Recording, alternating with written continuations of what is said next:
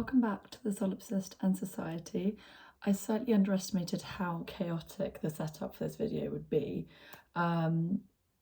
Essentially, I want to go through the sort of halfway point in the year, what I've read so far, so just over 6 months through the year, and kind of like doing a bit of a Spotify Wrapped situation where I look at what I've read and then perhaps think about what I want to read, books I've given up on, books I've dipped in and out of, and give you a bit of insight into my mind and what I've been consuming. So I guess we'll sort of start off semi-chronologically. And the first book that I began the year with in January, I was actually finishing it off, is William Faulkner's Absalom, Absalom. Now, if you are a fan of Southern writing, Southern Gothic, you probably have heard of William Faulkner and you may have heard of this book. Where do I start? So I read As I Lay Dying, which I can't remember if I brought that out. I read As I Lay Dying last year. God, this year has gone so quickly, I can barely even comprehend basically the months. But yes, I read As I Lay Dying, which is, I think, here we go, a good introduction to William Faulkner. It's this is particularly like a very modernist book. You've got multiple perspectives, it's quite stream of consciousness, but it is quite accessible as well, and the story is it's got a pretty solid story. Essentially, it's all about the death of a family, and the family's mother rather, and sort of their pilgrimage to her hometown for the funeral. So it's a really good book and a really good foray into Southern Gothic and Faulkner. However, I think I bit off more than I could chew with this book. This is very much a Southern epic, and if I'm honest, I thought I was kind of, pretty evolved reader, let's say, but I literally couldn't tell you what happened in this book. I had no idea what was going on half the time. Very dense, lots of characters and storylines that goes through generations, goes back and forth in time. I think this is the sort of book that you have to read a few times. Perhaps if I revisited this book, it might make a bit more sense. But his writing is beautiful. It's very descriptive. It's very evocative of the South, and I think it's an enjoyable book, but I think I need to reread it. And then a book that I was recommended by a friend, more of a light-hearted, wholesome read, Tuesdays with Morrie by Mitch Albom. I liked this book, but it was a bit meh.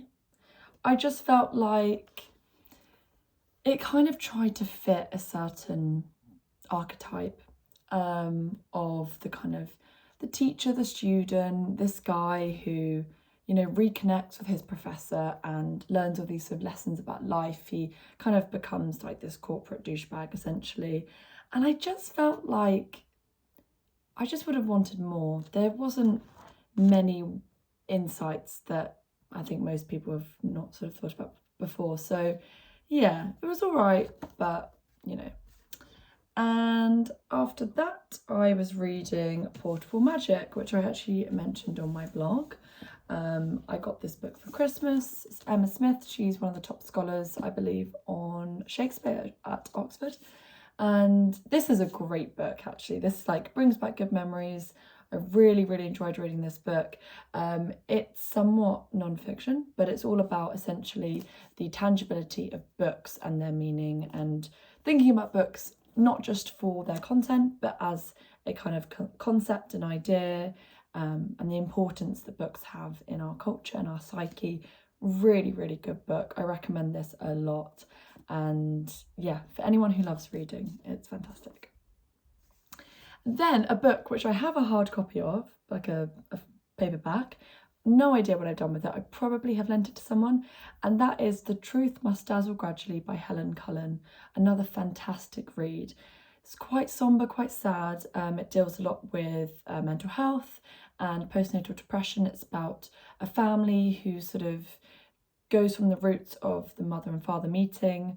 The father is Irish, the mother is American, and yeah, they moved to an island off the west coast of Ireland, and it's a very interesting book. It's a lot about family dynamics, and kind of and what it means to be a mother. And I think, you know, touches upon, like I said, themes of postnatal depression. It's a really, really good book.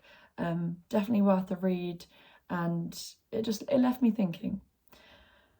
Then I read Still Life by Sarah Winman. Now, this was a book club book, and I actually wasn't really sure, before reading this, I wasn't sure if I would like this book. I don't often read kind of those whimsical, irreverent books, but this really isn't, actually. I think I had misconceptions about it. This is a book sort of set in World War II, kind of a love story, but more so about found family, I would say. It's about sort of family in London, and then also set a little bit in Italy, and it's a lot about friendship and found family and things like that. It's probably the best way to describe it, and the dynamics that, you know, very much kind of contesting the blood is thicker than water theory, that actually sometimes the people that come into our lives later on are the most influential. So really, really beautiful book. Definitely made me cry. I won't give any spoilers, but yes, definitely a tearjerker. Sarah Winman's a very good writer, and I want to read more of her books. I want to read, I think it's A Year of Marvellous Ways and When God Was a Rabbit are 2 books that I've been recommended, and I really like her writing style. It actually reminds me a bit of just how I see the world myself. And then another book that, again, I have a hardback copy of, but again, probably lent it to someone. Lessons in Chemistry, which was another book club book, although now our book club has ceased to be. But Lessons in Chemistry, I have mixed feelings about. When I first read it, I really, really enjoyed it, and I raved about it. And then I kind of thought about it a bit more, and I actually was like, this is a bit overhyped, actually. I feel like I really got on the hype train and the bandwagon with Lessons of Chemistry, and actually there was a lot about it that felt a bit hollow, and actually I kind of changed my mind about it. I'm not the biggest fan, but I did like some of the characters, particularly, hopefully, I don't think it's a spoiler, but particularly the dog in Lessons in Chemistry. Absolutely loved him as a character, and he really is character, so definitely worth reading for that reason. And then I was reading On the Road by Jack Kerouac. I have a few different copies of this book. The copy that I originally started out reading actually got stolen, so it's out there somewhere in the void. But yes, again, really, this is like a rite of passage book, in my opinion. If you like poetry, the Beat Generation, things like that, jazz, it's really fantastic. Very much got me inspired, going on a bit of a road trip myself in America, and just kind of getting an insight into the Beat Generation and the sort of the minds behind these works of art. Only criticism of the book, but really it's very of its time, a bit misogynistic, some slightly outdated, slightly racist language, which at times made me a bit like eek. But I did enjoy it. I thought it was really good. And then a reread of The Great Gatsby, which it just came at a time where I really wanted something just solid to read that I knew I would enjoy and was predictable. And The Great Gatsby is just a great book for that. It's a pretty short read, and look at this edition of it as well. It's the original artwork. It's just beautiful.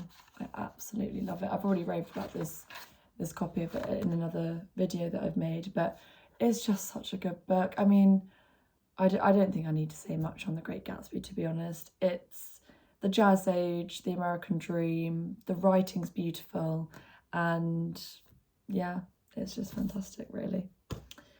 And then Daisy Jones and the Six. Now, the series I absolutely love. I listened to the album on repeat, and I still do, even though it was a few months ago now that I watched it. The music is fantastic. The cast, the outfits, everything. Oh, there's a wasp trying to get in. Oh. Yeah, absolutely fantastic. However, I will say the book was not so great. I think this particular storyline lends itself to being a series with the music and the outfits, and to really get into the spirit of the 70s and Fleetwood Mac and things like that. And I just feel like the book, it just didn't really do things justice. Whether or not maybe I'd read it before and then watched the series, but just watch the series. I mean, if you want to read the book, sure, but you won't miss out on anything. And then I read Lost Continent by Bill Bryson, which, I mean, first and foremost, this is what got me to pick up the book. This is an Edward Hopper painting, or based on an Edward Hopper painting. It's a, what's it called when you, not just a copy, but whatever, of the painting Gas, which I love. It's actually my phone wallpaper, and I have a little postcard of it from, I think, the MoMA. And this is a fantastic book. And when I was reading this, someone on the train, actually, I was laughing out loud because Bill Bryson's so funny. It's all about small town America and him going on this road trip. He's originally from America. Where's he from? Des Moines, which I think is like Idaho or something like that. But anyways, and someone asked me about this book because I was laughing so much. He asked what it was called and everything, what it was about. And yeah, it's that kind of acerbic, witty, concise, just very observant humour, which I love.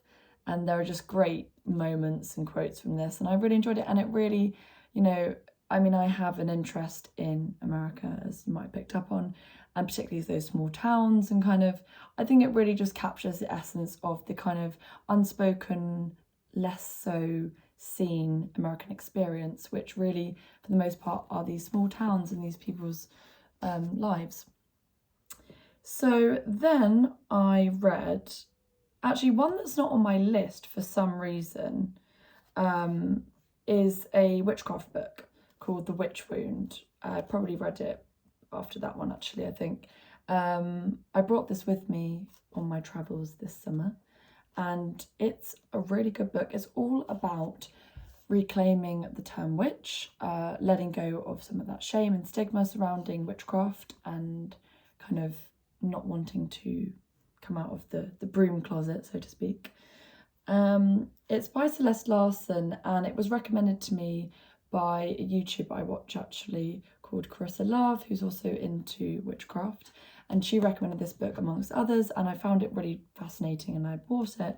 I really, really enjoyed it, and it's got very much about the kind of the history of witchcraft, ancestry work, divine feminine, all those kinds of things. Really interesting. And after that, it was Do Not Detonate Without Presidential Approval.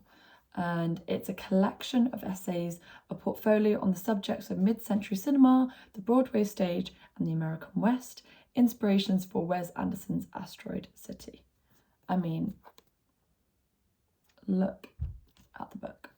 So it's a picture from the set of Asteroid City, which is a film that, maybe controversially, I loved, that came out a few months ago. And this is really fascinating, actually. It talks a lot about the inspiration for the film, and so it really plays on some history, Hollywood history, and sort of the nuclear age and things like that, and cinema that came out at that time, and how that's influenced Wes Anderson's sort of filmmaking and artistry. And yeah, I really loved this book. I thought it was so interesting, and I literally read it in a couple of days. I wanted to read it before I saw the film, so it really informed my viewing of the film as well, and it made me sort of notice things a lot more. And I wish, I mean, I don't know if this is a thing, but I wish more filmmakers or production companies put out these kinds of things before their films. I think that'd be so cool. I mean, for example, like even Barbie and Oppenheimer, I know, the American Prometheus, it was based on that book. But yeah, I think it's lovely to watch a film and have that background knowledge. And then I read Tender is the Night by F. Scott Fitzgerald. This took me a while to get into, but actually by the time I did get into it, I really did love it. And I think it kind of it was a slow burner, and it picked up towards the end and definitely left me with a lot of food for thought. Deals again, actually, and I didn't really know what I expected it to be about. It's sort of set on the Riviera and sort of the rise of Americans having their European summers and going to the Riviera. And so again, ties in that kind of American middle class cultural ideal, American dream, but also very much about dysfunctional relationships and mental health. And yeah, really, really good book. Great writing from Fitzgerald as always, but yeah, a bit of a different one. And then I read, oh, I need to go and find it actually. Of course, I couldn't do what I've read this year without Carson McCullers, who I would say is probably, if not my favourite author, definitely in the like top 3, top 5. This is The Member of the Wedding, and I was wanting to read more Carson McCullers. I've read quite a few of hers and her sort of short stories so far, and this is an interesting one. It's really hard to describe actually what it's about, and to be fair, a lot of Carson McCullers' writing is not hugely plot driven. It's very internal and sort of, I guess you could say, philosophical really. But yeah, this is about a young girl. A lot of her writing focuses on adolescence, and more specifically the adolescent female experience, although she does write about boys as well. But yes, it's basically a sort of coming of age, this young girl who essentially becomes obsessed with the idea of going off with her brother and her brother's sort of fiance, then wife, and going to their wedding and sort of wanting to explore the wider world. This book is just very special. The writing is just beautiful. It's really gets you to think about a lot of things, including, like for example, I was thinking about when I was a girl and some of the thoughts you have, and some of the misperceptions about the world. And it sort of has a bittersweet ending. I don't want to spoil anything, but I did cry. It's just quite sad. Some of her writing is quite sad. But speaking of, I've also been dipping into The Haunted Boy, which is a collection of short stories, and I really want to read The Mortgaged Heart, which again is a collection of short stories and essays. And at the moment, I'm reading Clock Without Hands by Carson McCullers, which, if I'm honest, I'm halfway through roughly, and this is probably up there with one of my favourite books of all time. If I'm honest, about 10 pages in, I decided that there is something very special about this book, and Carson McCullers just has a way of writing about people which I just haven't experienced with many other authors.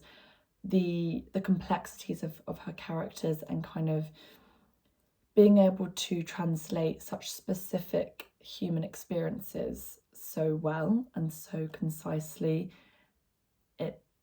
I absolutely am loving this at the moment, and I can't wait to read more of her stuff.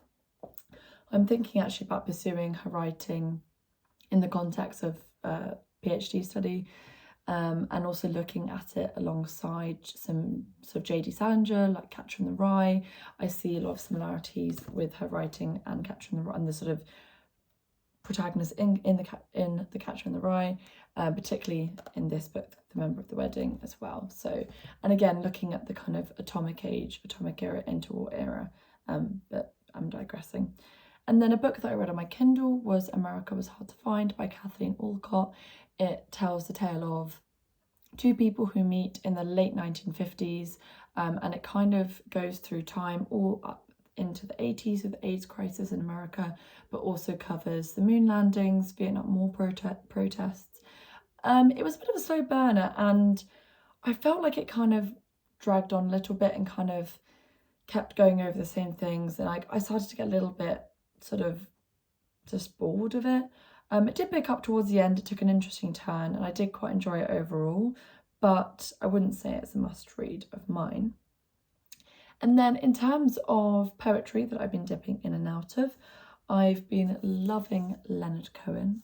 I picked up this beautiful copy actually, and you may have listened to my podcast episode where I read, oh, here we go, Sisters of Mercy, a poem that I just instantly fell in love with when I picked up the book. And then I've been reading more Leonard Cohen poetry and listening to some of his music, and I just really like the way he writes, and it's very different to how I write actually, which is quite refreshing to be able to read stuff like that. And then of course Notes on Shapeshifting.